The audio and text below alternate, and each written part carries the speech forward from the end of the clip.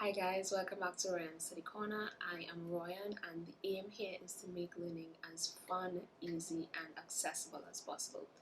So we would have learned in the last two videos how to plot our graphs, how to find our gradients, and now we are going to continue with all of the rest of the mechanics, that sounded weird coming out of my mouth, mechanics section of the syllabus. So this is where we're going to be covering everything as it pertains to forces and whatnot.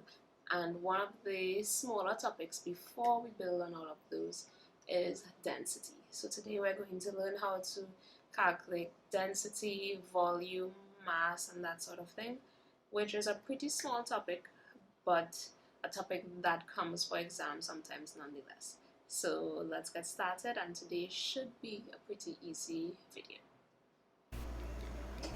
Right, so density. Now, density is a topic that we would have covered in a lower forms. It's on the lower school science syllabus. So we would have covered it there, but we're going to recap it nonetheless just for the sake of being thorough. Now, firstly, what is density? Density is defined as the mass per unit volume of a substance. So this generally means how heavy or light something is for its size. So remember that, because sometimes in the first part of questions they would ask us something like define and whatever the term is. So if we are asked to define density, we'd say density of a substance is the mass per unit volume of that substance. Now, how do we calculate density? Since we just said it, density is the mass per unit volume of a substance. If we look at the formula, we see that is reflected in the formula. Mass per unit, or mass divided by volume.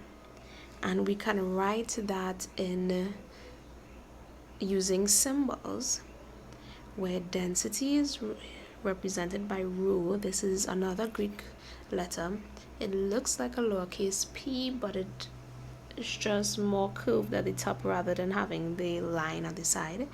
So rho is equal to m over v, and this means density is equal to mass over volume.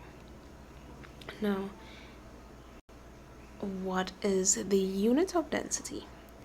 The unit of density would be exactly the same as the formula for density, and since the formula for density is mass over volume, then the unit of density would be the unit of mass over the unit of volume. The unit of mass is kilograms and the unit for volume is meters cubed. So then our unit is kilograms per meters cubed. This is our unit if it's expressed in SI units, but it isn't always expressed in SI units. Sometimes it's expressed as something like grams per centimeters cubed.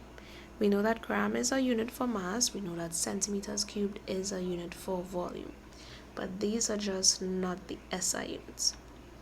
Now, we can think about this like, let's say you're in your school auditorium and it's almost time for assembly. There are some students in the hall, but let's say there are only 20 students in the hall. In that whole big hall, there might be a handful of students, so it isn't densely packed in the hall.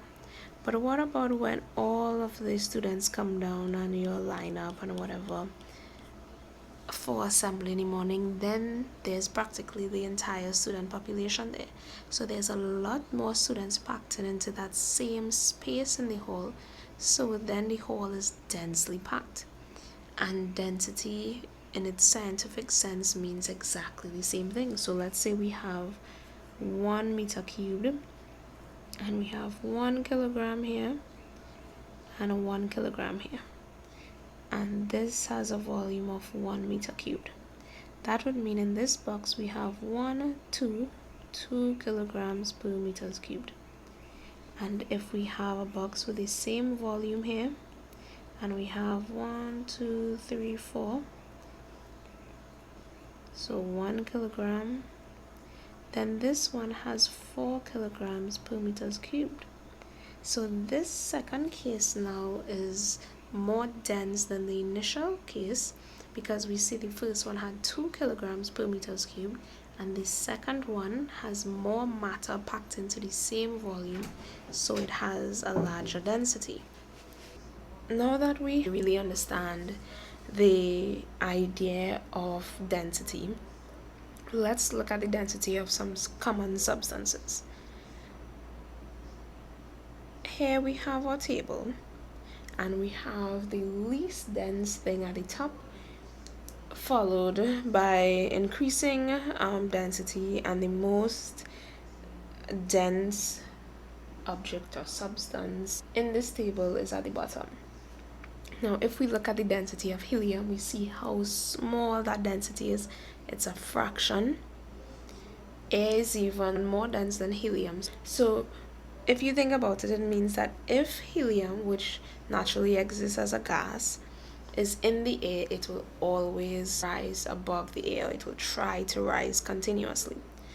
In the same way that if you put oil and water on top of each other, or you pour them into a glass together, what happens is that the water will always settle to the bottom and the oil will float above the water.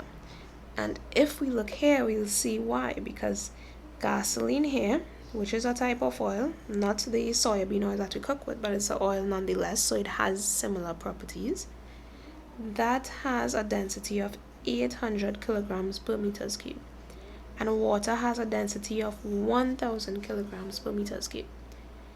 This means that water is more dense than gasoline or oil, so water will sink to the bottom.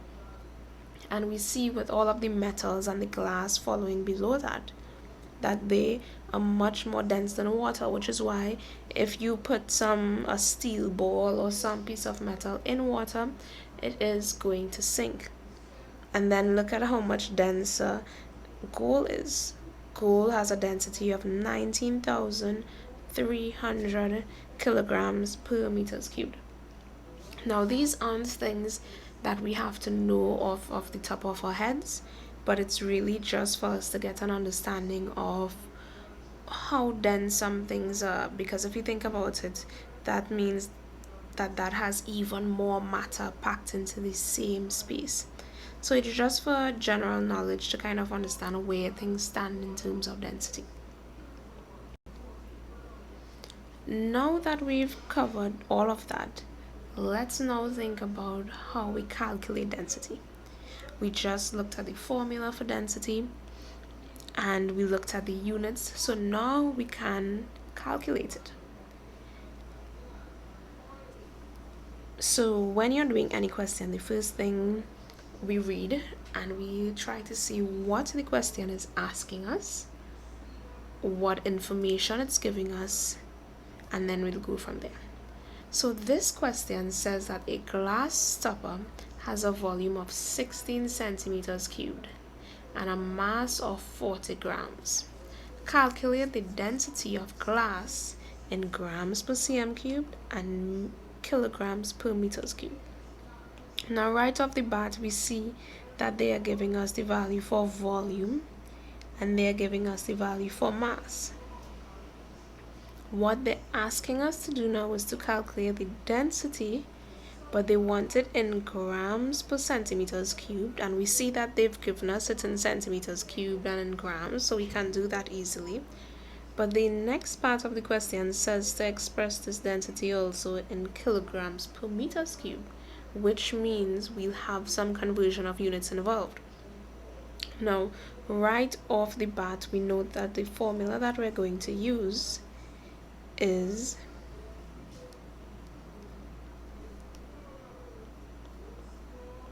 density is equal to mass over volume.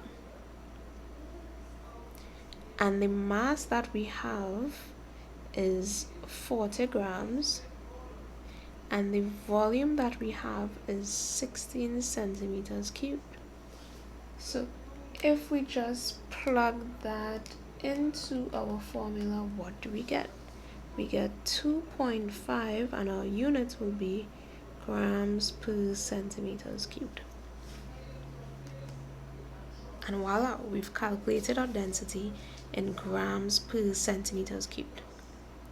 So we've completed the first part of the question. Now we have to tackle the second part, which says to express this or to calculate it in kilograms per meters cubed. So let's look at the information they gave us and how exactly we're going to convert that. So if we have our, let me make this a little bit smaller, we have our mass as 40 grams and we need to convert that to kilograms. Now if we think back to how we convert units, we would say, okay, this is like if we have 40 grams and we're trying to see how many kilograms we can get in that. So we're dividing it by kilograms. And we always ignore the number because it's always easier to find for one and then multiply. So if we ignore the number, then we'll have grams over kilograms. Now we'll remember that the value for grams is just 1 because it has no prefix in front of it, it's just unit. And the value for kilograms is 1000. So if I know all of my students like to convert everything to decimals, so we'll go with that. This is 0.001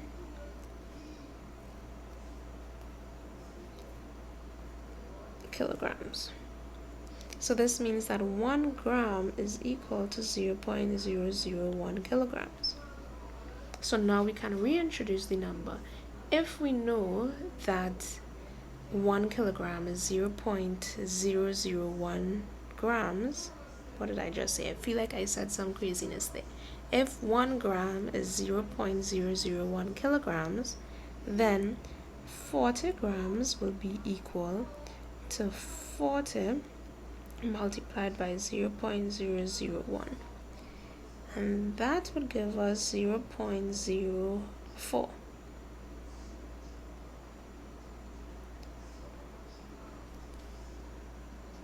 Now we have, let me put that in a different color somewhere up here, our mass as 0.04 kilograms. Now let's tackle our volume. Our volume is 16 centimeters cubed. Now you might remember that when you are calculating or when you're converting meters squared or meters cubed or area and volume units, we have an additional step. So what we do first is we do our usual type of conversion thinking, where we think, okay, I'm going to convert this centimeters cubed to meters cubed. So it's sort of like saying I have 16 centimeters cubed and I want to see how many meters cubed I can get in that. So I'm dividing by meters cubed. But then the next thought is it's always easier to find for 1 than it is to find for a number like 16. So let's ignore the number for now. So we'll have centimeters cubed divided by meters cubed. But then we realize again, if we think of our table and the values we have for each prefix, we don't have values for centimeters cubed, we have values for centimeters. And we don't have values for meters cubed, we have values for meters, or a value for meters rather. So then I'm going to ignore the power. So what I'll have now is centimeters over meters. And I have values for those things. If we think back, we'll remember that centimeters is 0.01 and meters is 1. Anything divided by itself is itself, so we'll have 0.01. This means that 1 centimeter is equal to 0.01 meters. And also, now that we know for 1 centimeter, we can reintroduce the power to find for 1 centimeter cubed. So if 1 centimeter is 0.01 meters, then 1 centimeter cubed will be 0.01 meters cubed. So you're cubing all of this. So you'll have 0.01 meters by 0.01 meters by 0.01 meters. And this will give us 0.000001 meters cubed, because remember we're cubing the unit as well. So now if we know that 1 centimeter cubed is equal to 0.000001 meters cubed, then we can find for 16 centimeters cubed. And this will mean that 16 centimeters cubed is 16 multiplied by 0.00001. Now this will give us 0.000016 meters cubed. So now we have our mass and our volume in SI units. Now we follow the same procedure again. Now we jump back over here and say we know that our formula for density is mass over volume, and if you write it as this, that is fine as well. It's the same thing. My V looks sort of like a U, but you know it's a V. Our mass in SI units is 0.04 kilograms, and our volume in SI units is 0.000016 centimeters cubed. Now if I plug this into my formula, that will give us 2500 kilograms per meters cubed. So we've calculated in grams per centimeters cube, and now we've calculated it in the SI units, kilograms per meters cube. If we look at these two values now, we may think, do we see anything, any sort of connection between these two? In the smaller unit, it's 2.5, and in the larger unit, it is 2500. But if you really think about it, you'll realize that 2.5 multiplied by 1000 is 2500. So it means there's a relationship of 1000 between these two units. And this is true. So we calculated it here the long way, but it's known now that we've calculated, we can understand that 1 gram per centimeter cubed is 1000 kilograms per meters cubed. So it means if you are given a unit in grams per centimeters cubed, in order to convert it to kilograms per meters cubed, you can just multiply by 1000. So that's essentially what we just did here, but I'll just write it again for the sake of reinforcing it. We have 2.5 grams per cm cube, and we multiply that by 1000, we'll have 2500 kilograms per meters cubed.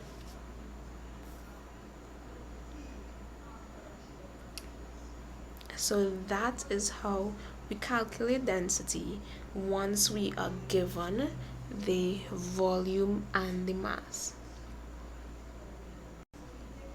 Now sometimes you aren't asked to calculate density. Instead, what you are asked to calculate is one of the other variables in it. So we know that density is equal to mass over volume. But sometimes they'll ask us to find mass, or sometimes they'll ask us to find volume. And then we'll have to rearrange the formula to make whatever they want us to find the subject of the formula. In this question, it says, calculate the mass of a gold coin of volume 2.1 centimeters cubed, and the density of gold is 19 grams per cm cube. So it's giving us this information, the mass and the density. So it says that the mass, oops, it says that the mass is, what am I saying? They're asking us to calculate mass, and they want us to calculate that using the volume, which is 2.1 cm cubed, and the density, which is 19 grams per cm cube. This means that we need to make mass the subject of the formula. So what I'm going to do, I'm just going to write it in terms of its symbols to make this a little bit easier to transpose. Now, if you like to think of it this way, you can just say, okay, you move V across to the other side, so then you will have V by rho is equal to M.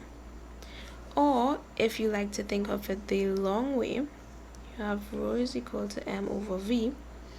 We have V at the bottom here on the same side as mass, and we start to think, okay, what do I need to do with this equation now to get rid of this volume at the bottom? And we realize if we multiply by volume, then we can cancel that, so we'll have mass by itself. But remember, this equal sign means that this is like a scale. So if we multiply by V on one side, we have to multiply by V on the other side. So it means we multiply by V. So then that gives us the equation volume multiplied by rho is equal to mass. And now we can substitute values into that. Now it doesn't make a difference if we keep it like this or if we put mass is equal to volume by rho. Whether we write it on the left hand side or the right hand side is irrelevant, because one side is always equal to the other side regardless of what. So now we can plug values in, since we know that mass is equal to density by volume or volume by density, whichever way you feel to write it. And our density is 19 and our volume is 2.1. Now once we plug that into our formula, we get 39.9 grams per cm cubed. Now for this question, they are not asking us to convert it to SI units. So in this case, we can just leave our answer as 39.9 grams per centimeters cube. And that's it. We've worked out our question there. Now, just like in that question before, they may ask you to find something that is not usually the subject of the formula. So in this question, they are asking us to find volume. So they're asking us to find volume, and the information that they've given us is mass, which is 400 grams, and density, which is 16 kilograms per meters cube. Now, if we look at this closely, we'll realize they gave us mass in grams, and they gave us density in kilograms per meters cube, which means we have to convert one, because all our units must be uniform throughout. You can't be working with kilograms and grams in the same question. We have to have the same thing. So you can either convert your grams to kilograms so that you can work everything out in SI units, or you can convert your kilograms per meters cubed to grams per centimeters cubed. Now I'll just convert my mass because I feel like that's shorter to do. So if I convert my 400 grams to kilograms, I'm not going to work out the long conversion right now. I will say it is 0.4 kilograms.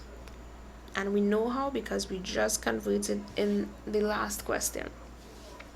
Now we have our mass in kilograms and our density in kilograms per meters cubed. Now they want us to find the volume. So they want us to find volume. But we know the formula is density is equal to mass over volume. So I'm just going to work this out the long way right now. Now my first thought is, okay, I need to get volume on one side by itself. But volume is at the bottom. But I don't want it at the bottom, I want it at the top. So the first thing I'm going to do, because anytime I'm doing any sort of transposing, which is essentially the fancy word for changing it around to make something else the subject of the formula, which means having something else on one side of the equal sign by itself, I want to get rid of the low-hanging fruit first. It's just like you're picking mango. You're going to pick those that you could just stretch and reach first, and then afterwards you could think about getting a rod to pick the mango. So I'm going to get rid of my volume first. So I can cancel it from on this side. And if I multiply this side by v, I have to multiply the other side by v. So now I have v multiplied by rho is equal to m. But I'm not done yet, because what I really need on one side by itself is v. Now if I look here, I'll see that I have v and rho on the same side. So now I'm wondering, what do I have to do with this to get v by itself on one side? So what I'm going to do is say, okay, I can divide by rho, so that rho would cancel here. And if I divide that side by rho, then I must divide this side by rho. So then what I end up with now is v is equal to mass over rho. So volume is equal to mass over density.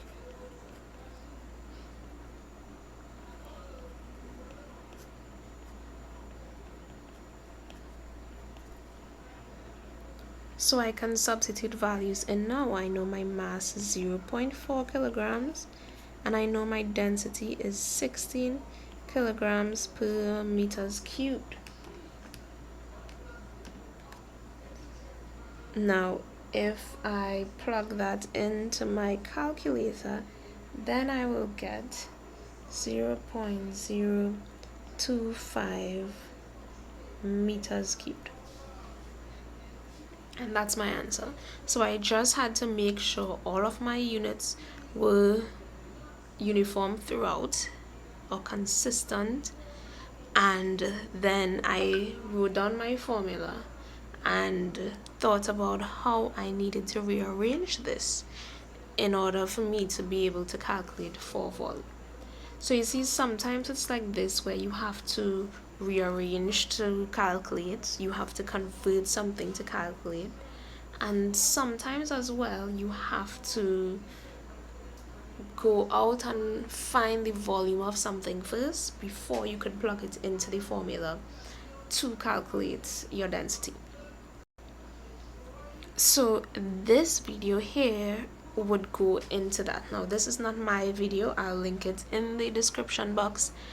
And why I'm linking this video here is because sometimes, let's say you are in a lab setting, and the purpose of this lab is to find the density of some irregularly shaped object. So you have some rock or something.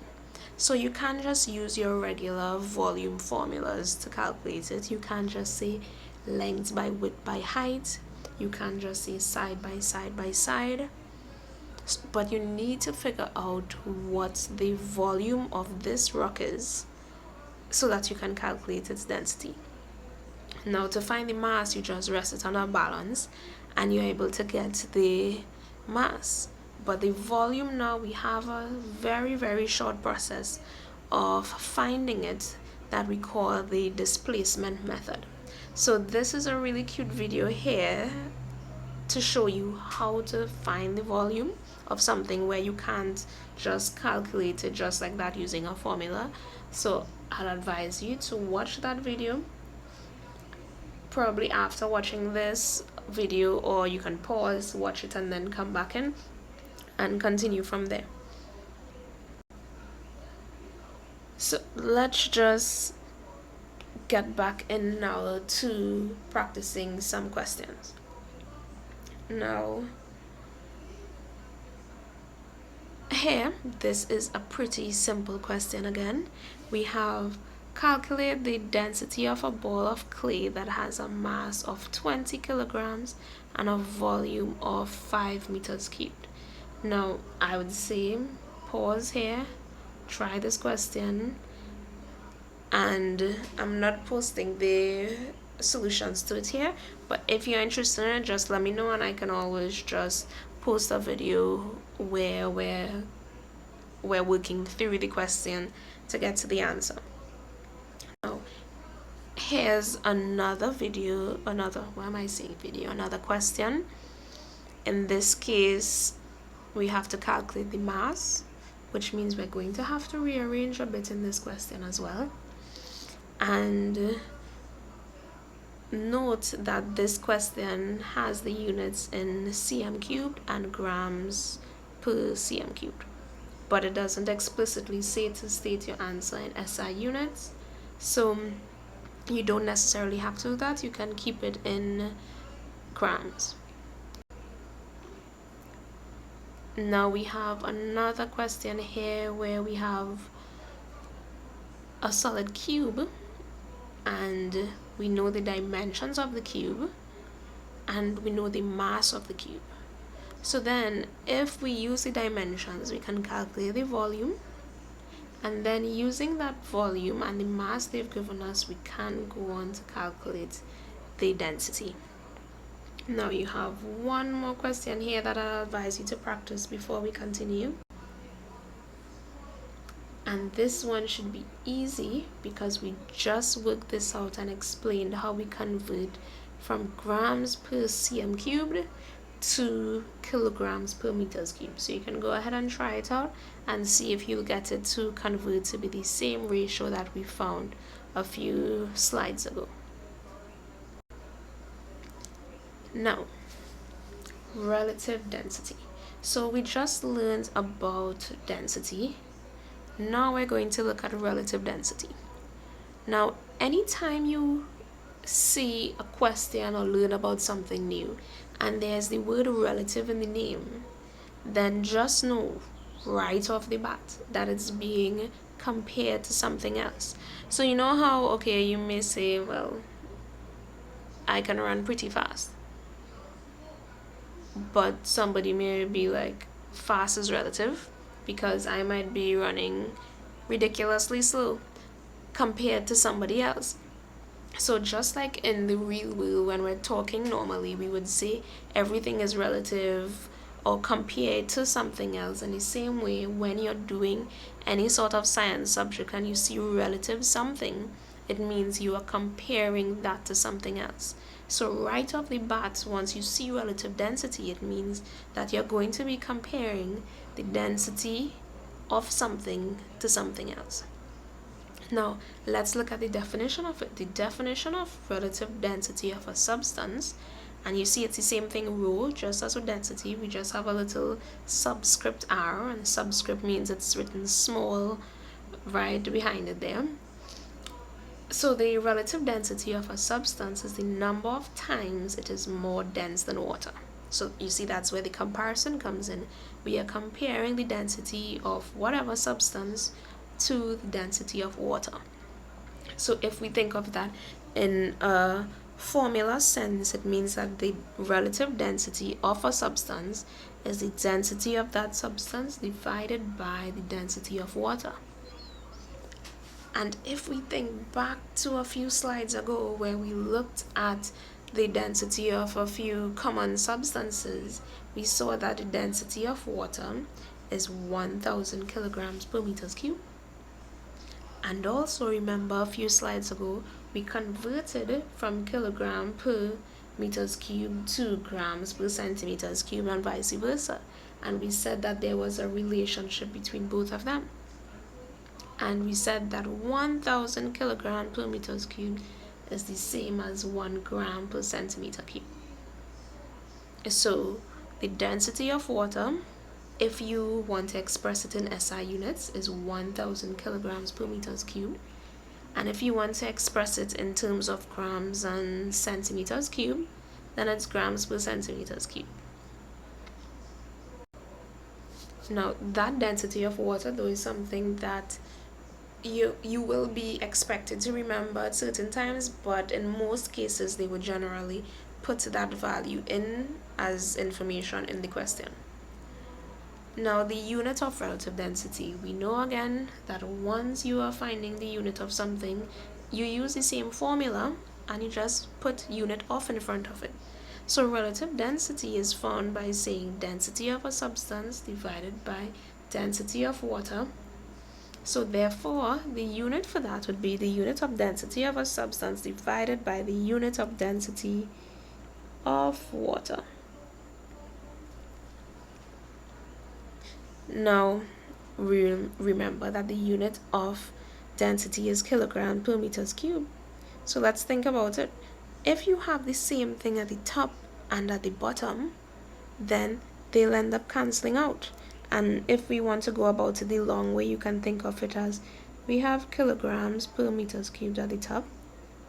If we are dividing by kilograms per meters cubed, that's sort of like saying kilograms per meters cubed divided by kilograms per meters cubed. When we are dividing fractions, what do? The first one stays the same. We switch the division to multiplication and we flip the second one. So now it becomes meters cubed over kilogram. Cancel here, because that's the same thing. Cancel here, cancel here. So it means now that we end up with no unit.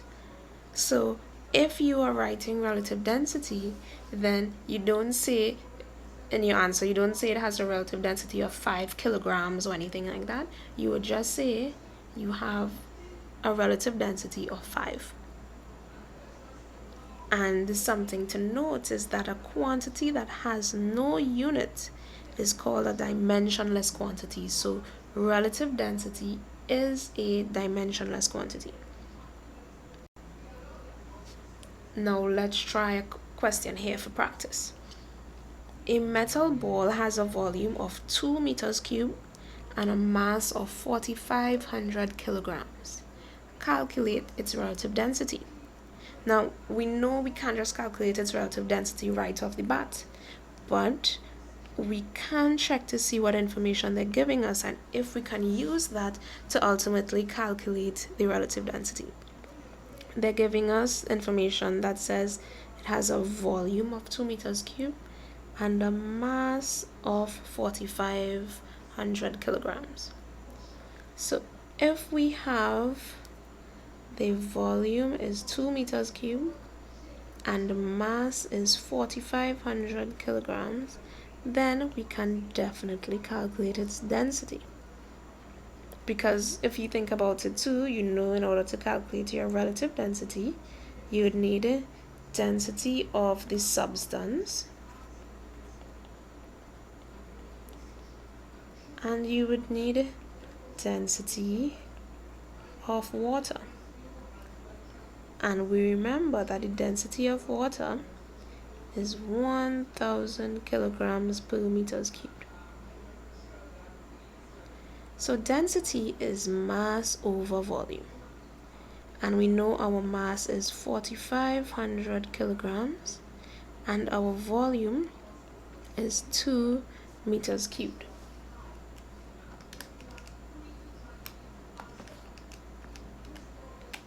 Now, if we plug that into a formula, into a calculator, we have 2250 kilograms per meters cubed. So we have our density.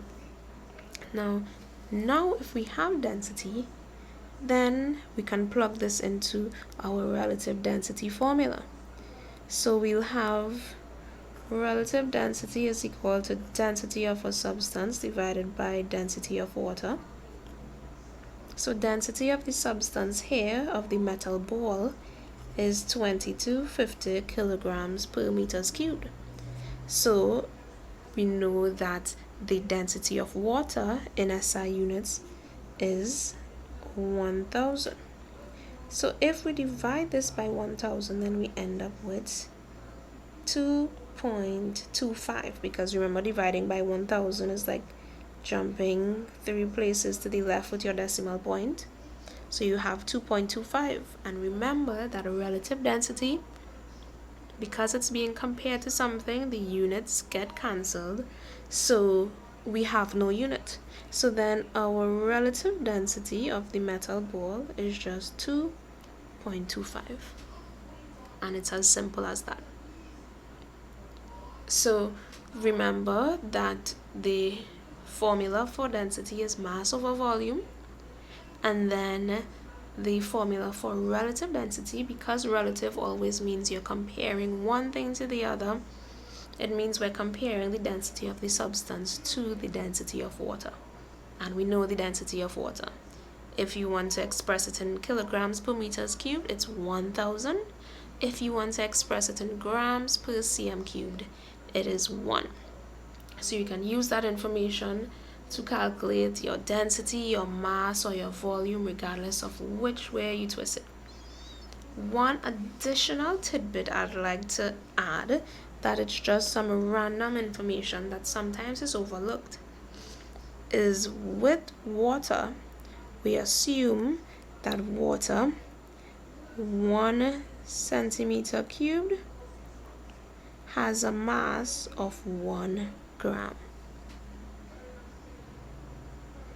So if you want to think about it in the reverse direction, it also holds that if you have 1 gram of water, it occupies a space of 1 cm cubed. And it's really just an assumption or a rule of thumb that we use when dealing with water. Now we have a question here that says a bottle weighs 124 grams when empty and 344 grams when full of water. The same bottle weighs 289 grams when filled with oil, and they want us to find the relative density of the oil. So I would say try this question. You can work this question out with everything that we've learned about in this video. Even though it may seem like you're missing information, you're actually not. So I hope you all enjoyed this video and found it informative. If you all have any questions, let me know, whether it's through email, the links, or the number you all see below. And that is it for today. Remember to stay safe and be kind to yourselves, and I will see you all in the next video. Bye bye.